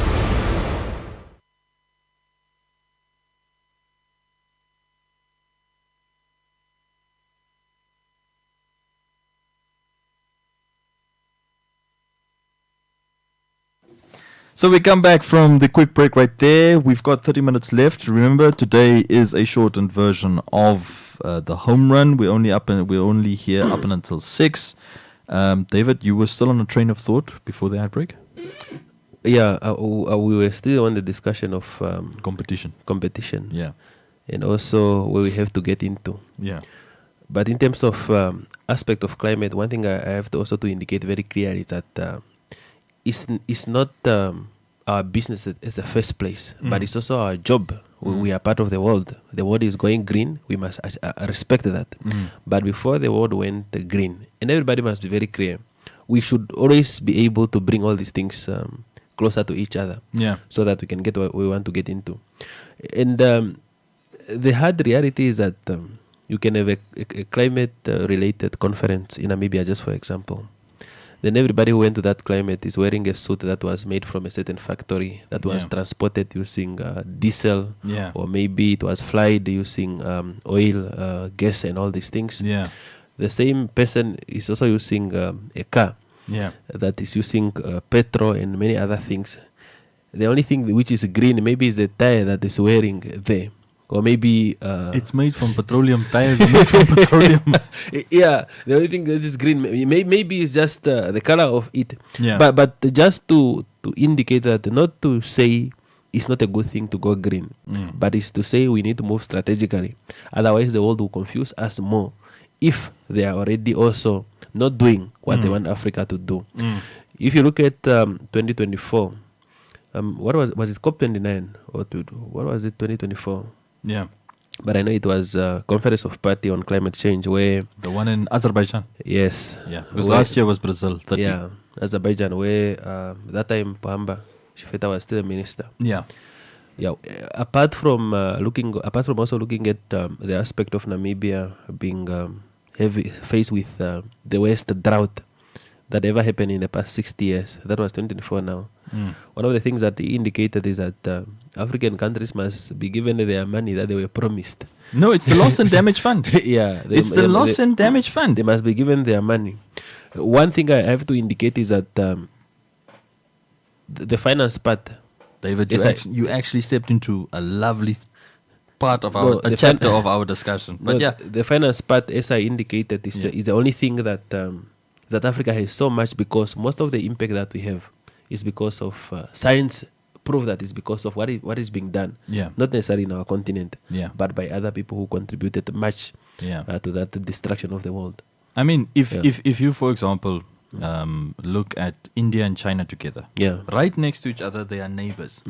David, it's two countries. One has 1.4 billion people and 1.7 billion people 1.3 billion people respectively. In both scenarios, these are two massive concentrations of densely populated countries. And they are energy hungry, David. They are energy hungry. Then you've got Indonesia, 260 million. The United States, 300 million. Russia is 180 million. Who else is densely populated some part of the world? there's someone else also that at least has 500 million. Mm. But these densely, and most of them are in the northern hemisphere. Yeah. If you've ever seen a map and you pull that map, you pull a line where the equator is, Yeah. you will see that Southern Africa, South America, Oceania, and parts of Southeast Asia, it's there is less land, less people, Yeah. and there are less countries. So we firstly sit with a problem being that the top half of the world, the northern hemisphere, is densely populated. Yeah. It's almost 80% of the world population is in the northern part of the world. Yeah. That's the northern part that is the most hungry. It consumes the most resources. It has all the industries. David, you know what's the saddest thing? When you look at that specific geographic fact, you realize how Africa it'll be difficult for Africa, especially Southern Africa, to convince the Northern Hemisphere. Please bring, you know that example of Zimbabwe you love using, the lithium example? Yeah. Please bring all your factories here. Do you know how difficult it is to convince where 5 billion people on that side of the world? No, I know. And you want to take the factory jobs away from them. No, it's almost impossible. And the numbers that you've mentioned, Yeah. they are proof of that. And the other thing also that maybe you should think about is when we get instructions instead of advice. True. No, that is becoming very problematic. Yeah, it is. Do you know that it's quite very, very difficult? There is a question I asked at the GIC, Government Information Center. when Yeah. there was a discussion about Namibia EU Business Forum. Oh, yes, Yeah. back in June. Yeah. Or is it Then May? there is a question which I asked about the capacity of Namibian private sector to compete internationally. And the reason I asked that question is the rule of engagement in terms of trade. When you are trading with EU, you have a certain way. There are strict requirements, Yeah. especially looking at the products. Yeah. And one of the things is traceability of your product. Yeah. If you are selling mahangu, or if you are selling a bread, just for example, to the UK, they must be able to know where are these products coming from. Yeah. The track and tracing. Yeah, track and tracing. Where are they coming from? How were they produced? Were the people exploited? And if they were not exploited, were they produced in a situation where the environment was destroyed? And in the aspect that the environment was destroyed, then you are not business partners anymore. Yeah. Then you'll be able to understand that we are still very far, especially to meet that standard. What does that mean now? That means that for you to be successful at home, so that you can compete globally, you need somebody to come from there to assist you, not for free, but to train you, and also to make sure that giving you machines so that you can be able to trade on the other level. But the other thing that you also need to look at is the aspect of reciprocity in terms of trade. Africa is not doing that. No, we're not. No, you don't do that. You don't even want to know which factory these things come from. Yeah. You just buy, maybe do quality assurance, Yeah. to say, or chemical checking, quality assurance to look at the standard. Yeah. But you don't really have aspect of traceability. That's why in that aspect of not having much power in issues of green sector, finance will continue to be our only thing that mainly connect us there. But what is interesting is also the aspect of looking at it in terms of long term. If you look at that green sector agenda in terms of long term, who is going to benefit really in that sector? Because you just, let me say we won the better of value addition in the mining sector, stopping extraction. Then you come to the aspect of green sector. Now you have EVs, electrical vehicles. That is it's a new market again that is created. It's a completely Yeah. new product. Yeah. New infrastructure. New kind of technology, Yeah. new engineering system, and you still have to catch up. Yeah. Because an EV is already manufactured, it's already built somewhere. Now you still have to catch up. By the time you catch up to say, no, we want to import parts for EV so we can put them together, then you realize that you are very far. That is why the green agenda is a very good agenda, but should not destroy what we've been building when we are not green, because the reasoning is that those who contributed much to the destruction of this are not Africans. Yeah. And we are the victim. I don't want to say the victim of colonialism, but we are the victim of fast changing. You do know that's an automatic default setting to start from. Yeah, the global perspective. Let's look at it this way. We may travel to Azerbaijan, we may travel to Brazil, we may travel to Paris and do this engagement. But you can't move anywhere without the proper reasoning of African intellectual. I have to trust and believe what you are saying, what you are researching, you are analyzing. Yeah. I don't want you to come from somewhere. Just because Dwight is a Namibian, I have to get a second opinion. Yeah. Even if you have been around for quite a long time. Yeah. And that is where the problem is. The discussion of green sector is good, but what are the African intellectuals saying? Yeah.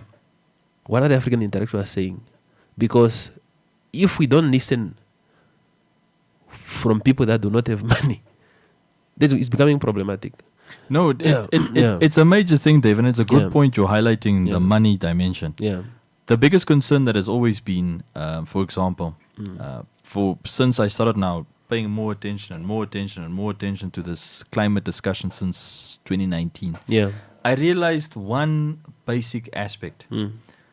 The knowledge is working against us. Yeah.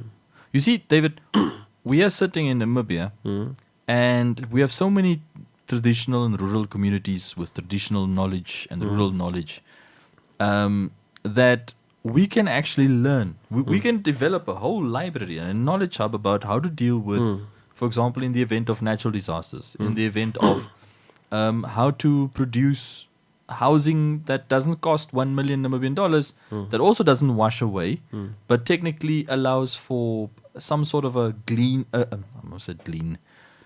a green kind of a housing solution. But if you go into every urban setting, for example, here in Windhoek, you must, the first burden put on you is you must build a property to the value of the soil, which City of Windhoek does not manufacture any soil. I have not seen a land manufacturing plant or factory ever in my life. I don't know who manufactures soil, but there's apparently a price tag on land. Yeah. They give you that there's a value for the land. Yeah. Then they connect the services, that's added value. Yeah. And then you have to build to the value of your neighbors. So if your neighbor paid 500,000 for his or her land, Yeah. and they built for 1 million on the land, ne? Yeah. You've got to build for 1.5 million as well. Standard. Yeah. Now, David, I'm going to ask you, the inputs into that discussion is counter the green agenda. Cement has been identified as a climate change pollutant. Yeah. So cement is an issue. We've got a cement mine Yeah. and a cement factory. Yeah. I think one or two. So the whole industry itself is problematic. Yet our local authorities have not moved away from that discussion Yeah. in terms of production. But if you go use mud and you build a mud house, I'm not saying a mud hut, I'm saying a mud house, David. Yeah. A nice mud house. Yeah. A mud house is a natural product. Mm. A mud house is weather resilient. Mm. It's all about the new design and architectural methods that you apply. Yeah. Why is that not being promoted? Do you know why? It'll completely crash the property market in this country.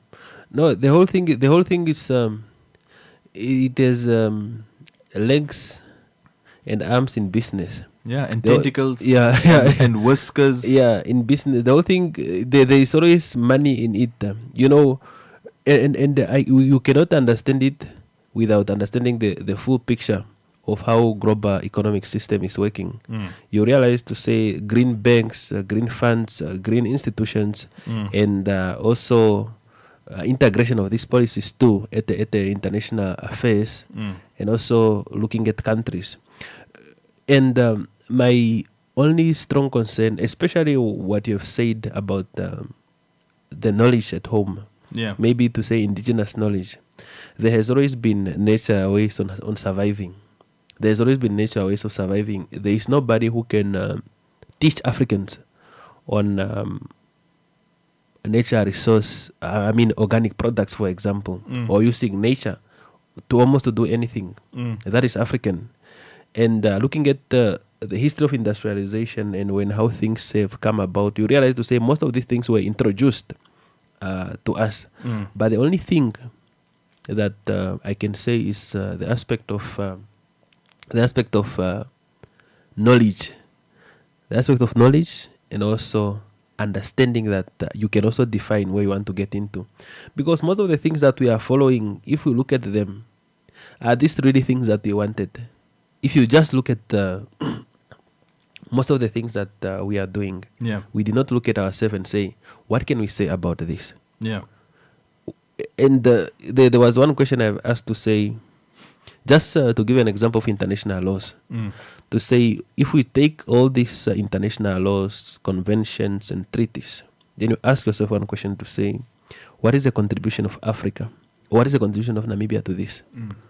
Then you realize that you contribute 1% or 2%. No, we're not even 1%. Yeah. Oh, you mean in terms of the mental power? Or are you talking about the no, pollution? it's the mental power. Yeah, no, yes. Yeah. It's a compliance measure. Do you know why? Yeah. I looked at the UNCCD discussions. Yeah. We are supposed to have what is this thing that this report cites here? Here's the funny thing, David. So this was our national report in 2022. So it says here, and it's this national report on desertification is like a whole bunch of geographic data and information Namibia had to submit. It says here, Namibia currently does not have a legislated uniform land cover / use management system, and those that exist at regional and municipal levels are often incompatible and inconsistent. So basically this is about tracking and tracing the land and water resources on the land. It is against this backdrop that the National Statistics Agency is coordinating the formulation of a harmonized land cover classification standard for the country through the National Spatial Data Infrastructure as per the Statistics Act number 9 of 2011. So then, just quickly fast forwarding, they went and developed this, what's this thing's name? This framework, the NSA. And it was literally gazetted in 2023, later that year. This particular resource, because this resource, David, land, is the whole reason why this Namibia exists. I hear you. I'll say it again, dear listeners. It's the whole reason we exist. This land, doesn't matter if the people in Zambezi sometimes bring up their dodginess about being somewhere else. You are part of us. Just accept it. Yeah. So this land, and it's primarily known as the Namibia Land Classification Standard. It was gazetted. What's this gazette number 8087? And it basically helps us to take stock of this resource. But here's the thing, David. You asked a very good question. What is our level of contribution? Well, here's the funny thing. Since we signed that agreement in 2023, the Samoa Agreement. Do you know the Samoa Agreement? I think I'm familiar. So the Samoa Agreement is the agreement that the EU has with Africa, the Caribbean, and Oceania, or Pacific Island nations. And it's a development agreement. Yeah. It's the most comprehensive development agreement. Yeah. It's probably the longest one Africa has been part of. The funny thing is, when we show up at every COP, for the next 3 COPs, from today in Mongolia, up to end of the year, when we go to Turkey, in Ankara in Turkey, Africa, the Caribbean, and Oceania will technically have, there will be a lead goat. That goat will talk on behalf of us. Okay. You know the goat. I know. You asked the question to that goat about Namibian businesses' ability to participate. Ne? Yeah. That goat will represent 3 continents in a discussion. Let me rather say 3 geographic locations because we're technically the only continent. So there's your first particular problem already. Because when you ask what is Namibia's contribution, Yeah. it's by proxy.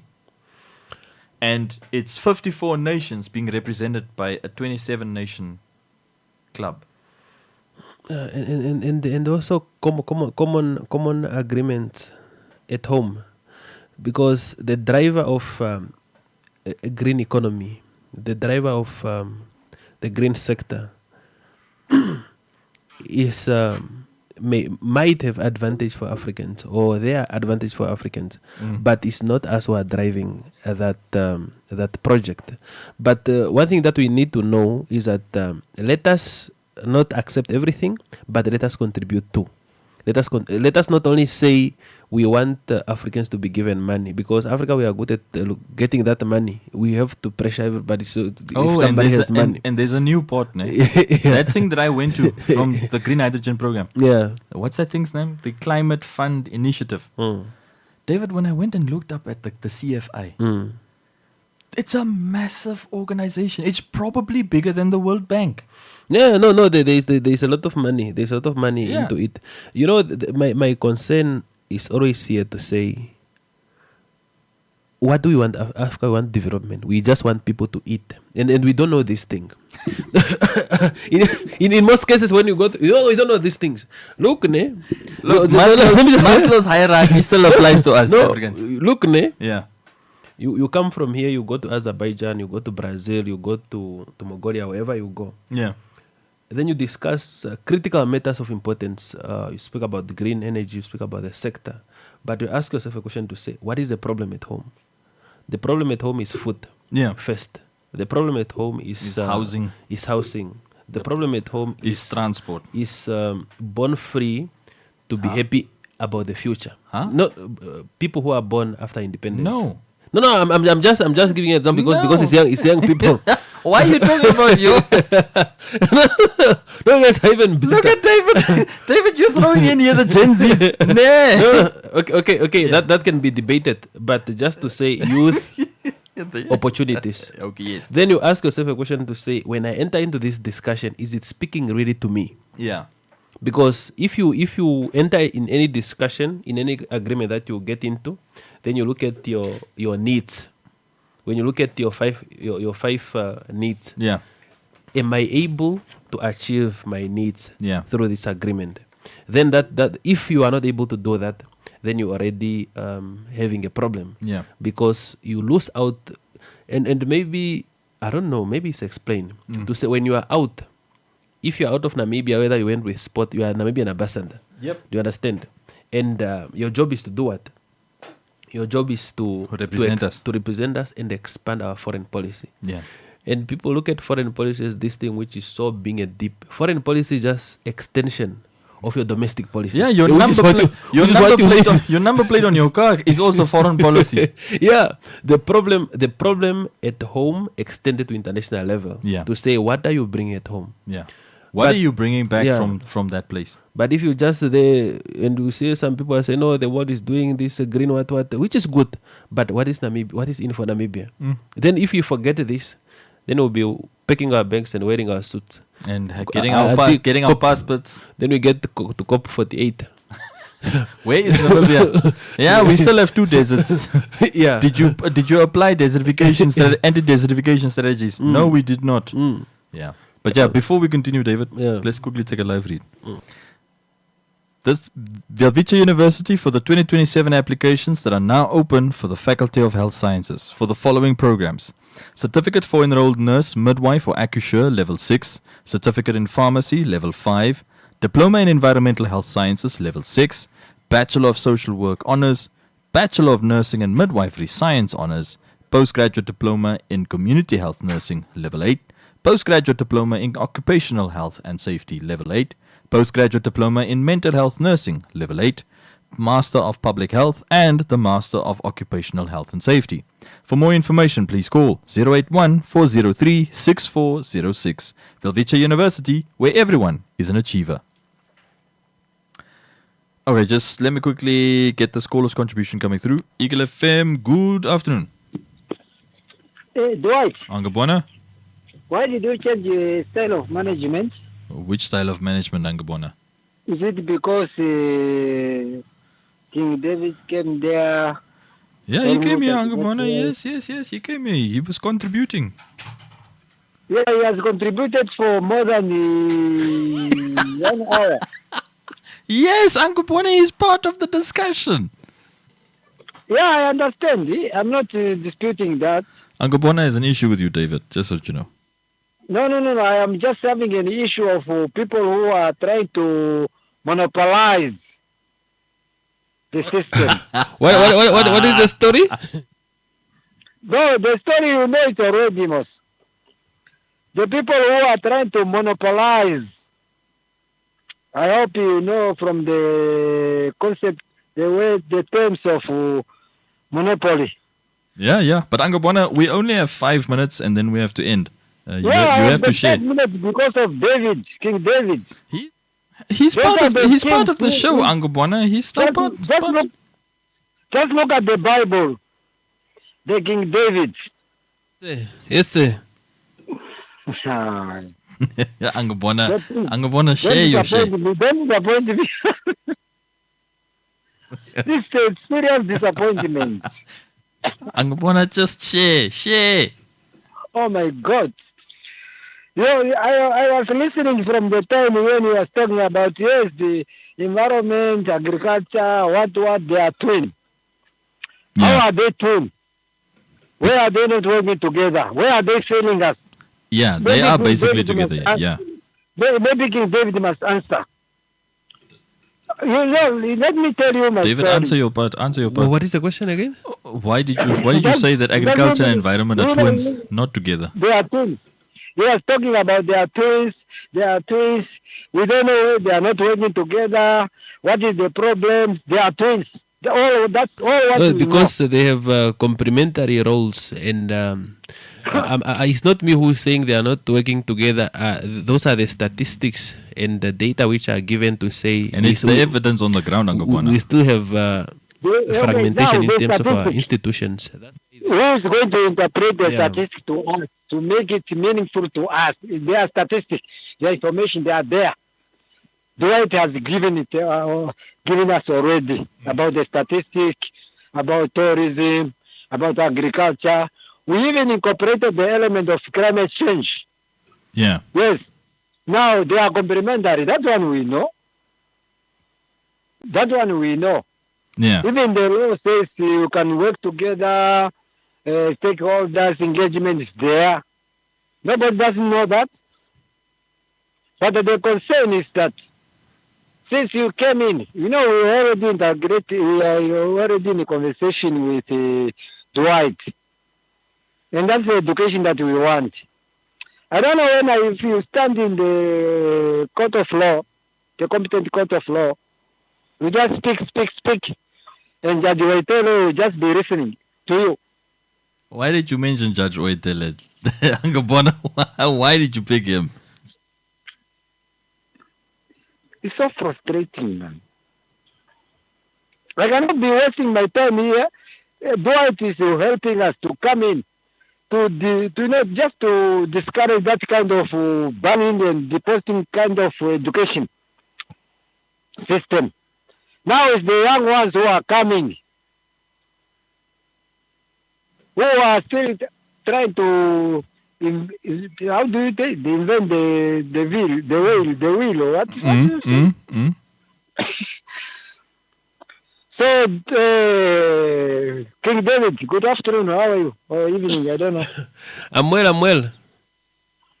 So where do you think the people are not complimenting or supplementing or complimenting? You say complimenting. It's not what I'm saying. It's what it is. It's the evidence, Yeah. Angabona. So where do you think that We must work towards that. this? It's not that I'm happy when they are not working together. They may want to work together, but the establishment and the structure is not allowing them to work together as they were supposed to work together. Is it because of, yeah, I understand. They don't want, maybe the structure is not conducive for them to work together. Is it because of the lack of law? Is it because of lack of understanding? Of lack of safety coordination? What is the issue? Tell us. Angobona, Yes. we okay. Let David tell us. So that No, we the can know study where have the been problem- done, and it's not me who is telling you. Maybe I can give you a report which stated that maybe we can be on the same page. Tell us the story, the report, what is saying, and allow us to come in so that we know where are we failing, where are we, whatever the case might be. We must also Then we work allow- together like what you want. We Let us are not only also allowing the go structure. on this side When and the wait a other minute. side, because No. if you want things to work together, we must also work together, especially in what we want to get into. Maybe the good question that you should ask is that how should we reduce institutional fragmentation? But That how is are a you good going question. when are you going to get to those questions? Because it's only about 2 minutes left now before the program ends. The whole are day going to ahead of allow- us, we can still extend the discussion. Say. No, you are not going to extend the extension unless you stick to Tate Walenga's management team. We are going to extend the discussion. We are still here tomorrow. We are not going anywhere. Tomorrow, we wanted to know today. What we wanted to learn today is today, not tomorrow. Then Tomorrow, unfortunately, we- the time is not our friend now. But it's not, the next time time. is not your friend because you wasted time for Dwight to engage with his client. Angobona, we have to go. It's Thank now you very much, time for my the son. God bless you. Man. Thanks, Angobona. Thanks for coming through. David, just one last message your side, if it's still something you want to add. Yeah, just to say the conversation should not die. Climate change is real. However, we must not be led, we must lead in this conversation. Let's go beyond the finance and also let us look at other complementary source of energy and source of industries too. Yeah. And on my side, guys, obviously it's still a work in progress. We are doing a lot of things as Namibia. My worry is we are not multiplying the activities as extensively as I would like. But that's me liking and my preferences. Obviously, it's dependent upon budgets. But nonetheless, stay tuned for the next program after the break, which will be the China Corner, brought to you by the Embassy of China to Namibia. And after this break, let's see each other again, same time, same place tomorrow.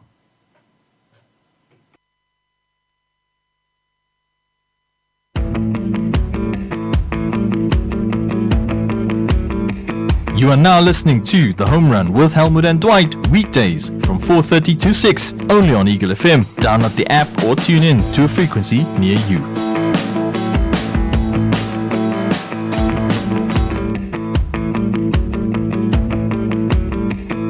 Tune in to The Home Run with Helmut and Dwight on your number one talk radio station, Eagle FM, and be part of an in-depth discussion on events you didn't know you needed to hear until you do. From Namibia, Africa, and around the world. Tune in from Monday to Friday from 4:30 to 6 p.m. only on Eagle FM. lipuranengeno wapumbwa eva tere ulikoni maondo tutoingida ashike kapeno nweku tite opoye ekukulile oshafafana nongeshe faili meholamo ihoetike kovano ile koshiwana onongeshe fa yapumbwa kukaraya kovano okupitiramo Eagle FM otuna ebitoda njuka